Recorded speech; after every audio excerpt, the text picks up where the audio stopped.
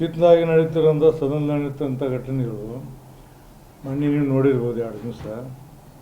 ಆ ಸಭಾಪತಿಗೆ ಯಾರು ಹೇಳಂಗಿಲ್ಲ ತಮ್ಮ ತಿಳಿದು ಮಾಡ್ತಾರೆ, ಗದ್ದಲ ಮಾಡ್ತಾರೆ. ಸದನ ನಡೆಸೋದು ಭಾಳ ಕಷ್ಟದ ಪರಿಸ್ಥಿತಿ ಐತಿ. ಆಮೇಲೆ ಏನಿದೆ ಅಂದರೆ ಇದೆಲ್ಲ ದಿನನಿತ್ಯದ ಇದರಲ್ಲಿ ಸೆಷನ್ ನಡೆಯುವಾಗ ನಾವು ಇಂಥ ಸೀನಿದಾಲಿಕ ಆ ಸ್ಥಾನದಾಗ ಕೂತ್ಕೊಂಡು ಅದನ್ನು ನಡೆಸಲಿಲ್ಲ ಅಂದ್ರೆ ನಾವು ಅಯೋಗ್ಯರು ಅಂತೇಳಿ ನನಗೆ ಅನಿಸೋದಿಲ್ಲ. ನಮ್ದು ಅಲ್ಲಿ ನಮಗೆ ನಡ್ಸೋಕೆ ಶಕ್ತಿನೇ ಇಲ್ಲ ಅಂಥೇಳಿ ಹಿಂಗೆ ಭಾವನೆ ಬರೋದಿದೆ. ಮತ್ತು ಬೇಕಾದಷ್ಟು ಸರಿ ವಾರ್ನಿಂಗ್ ಕೊಡ್ತೀನಿ, ಮಾಡ್ತೀನಿ. ಮತ್ತು ಇಂಪಾರ್ಟೆಂಟ್ ಇಶ್ಯೂ ಇರ್ತಾವೆ, ಅದ್ರ ಬಗ್ಗೆ ಬಿಟ್ಟು ಬೇರೆ ಬೇರೆ ಇಶ್ಯೂ ಹೋಗ್ತಾರೆ.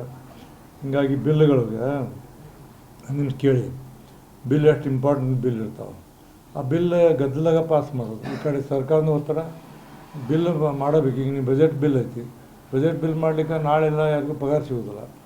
ಇಂಥ ಗದ್ದಲಾಗಾಗಿ ಯಾರು ಮಾತು ಕೇಳಲ್ಲ. ಹಂಗೆ ಗದ್ದಲಾಗ ಧಿಕ್ಕಾರ ಅವು ಇವು ಕೂಗೋದ್ರಾಗ ನಮ್ಮ ಇವು ಹೋಗ್ತಾವೆ.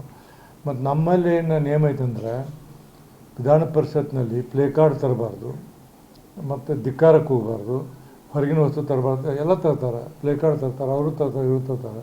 ಅಲ್ಲಿ ನಾವು ಮೂಕ ಪ್ರೇಕ್ಷಕರ ಜೊತೆ ಕುಂದಿರ್ಬೇಕು. ಮತ್ತು ಇಷ್ಟೆಲ್ಲ ಆಗಿ ಅಲ್ಲಿ ನಾವು ನನ್ನಂಥವ್ರು 45 ವರ್ಷ ಅನುಭವ ಇದ್ದಂಥವರು 12 ಮಂದಿ ಮುಖ್ಯಮಂತ್ರಿ ನೋಡೀನಿ, 12 ಮಂದಿನ ಸಭಾಪತಿಗಳು ನೋಡೀನಿ.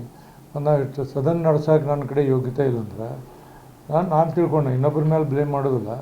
ಈಗ ನಾವು ಬಂದು ಕಾಣ್ ಮಾಡಿದ್ವಿ, ಯಾರು ಪ್ರಶ್ನೆ ಕೇಳ್ತಾರೋ ಅವ್ರು ಅಷ್ಟೇ ಸ್ವಲ್ಪ ಕ್ವಶನ್ ಕೇಳ್ಬೇಕಂದ್ರೆ ಅವರು ಯಾರಿಗೆ ಕಾಲು ನಡೆಸಿ ಮಾಡ್ತಾರೋ ಅಷ್ಟೇ ಕೇಳ್ಬೇಕು. ಎಲ್ಲರೂ ಹೇಳ್ತಾರೋ ಕೇಳೋಂಗಿಲ್ಲ, ನಮ್ಮ ಪರ್ಮಿಷನ್ ತೊಗೊಳಂಗಿಲ್ಲ, ಏನಿಲ್ಲ, ಗುದ್ದಾಡ್ತಾರೆ. ಅಲ್ಲಿ ನಮ್ಮ ಮೊನ್ನೆ 17 ನಿಮಿಷ ಸುಮ್ಮ ಕೂತಿಲ್ಲ. ನೀವು ನೋಡಿರ್ಬೇಕು, ನೀನು ಮೊನ್ನೆ 17 ನಿಮಿಷ ಸದನದಲ್ಲಿ ಏನು ಬೇಕಾದ ಮಾಡಿ ಸುಮ್ಮ ಕೂತ್ಕೊಂಡೆ. ನಾನು ನೋವಾಗ್ತದೆ ಮನಸ್ಸಿಗೆ. ಅಂದ್ರೆ ಅಷ್ಟು ನಾ ಅಲ್ಲಿ ಇನ್ಎಫಿಷಿಯೆಂಟ್ ಆದ್ನಲ್ಲ ಅಂತ ಅನ್ನುವಂಥ ಭಾವನೆ ಬರ್ತದೆ. ಅದಕ್ಕೆ ಈ ಸ್ಥಾನದಲ್ಲಿ ಮುಂದುವರಿಯೋದ್ರಲ್ಲಿ ಏನು ಹುರುಳಿಲ್ಲ, ಯಾಕಿರ್ಬೇಕಿಲ್ಲಿ ಅನ್ನುವಂಥ ಒಂದು ತಲೆಯೊಳಗೆ ಬರೋದೈತಿ. ಅದಕ್ಕೆ ಮೋಸ್ಟ್ಲಿ ನಾನು ಅಲ್ಲಿ ಇರಬಾರ್ದು ಅಂತ ತೀರ್ಮಾನ ಮಾಡಿ ನೋಡಿ.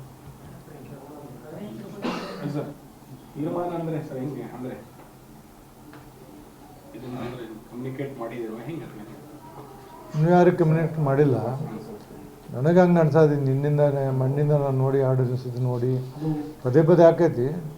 ಬಟ್ ನಾವು ಬರೀ ನಾಮಕಾವಸ್ಥೆಯಲ್ಲಿ ಆ ಸ್ಥಾನದಲ್ಲಿ ಇದ್ದರೆ ನಮ್ಮ ಕರ್ತವ್ಯವನ್ನು ನಾವು ನಿಭಾಯಿಸಲಿಲ್ಲ ಅಂದ್ರೆ ಏನು ಮಾಡೋಕ್ಕಾಗತ್ತೆ? ನಮ್ಮಂಥವ್ರು 45 ವರ್ಷ ಮಟ್ಟ ಬಂದೀವಿ. ನನಗೆ ನಾವೆಲ್ಲ ಹಿಂದೆ ಸಭಾಪತಿ ನೋಡಿವಿ, ನಾವೆಲ್ಲ ಪದ್ಧತಿ ಪ್ರಕಾರ ಬಂದೀವಿ. ಅಲ್ಲಿ ಏನೂ ಸದನದಲ್ಲಿ ಏನೂ ನಡೆಯೋದಿಲ್ಲ, ಯಾರಿಗೂ ಗೌರವ ಕೊಡೋದಿಲ್ಲ ಅಂದ್ರೆ ಮತ್ತೆ ಅಲ್ಲಿ ಏನು ಮಾಡಬೇಕಾಗ್ತದೆ?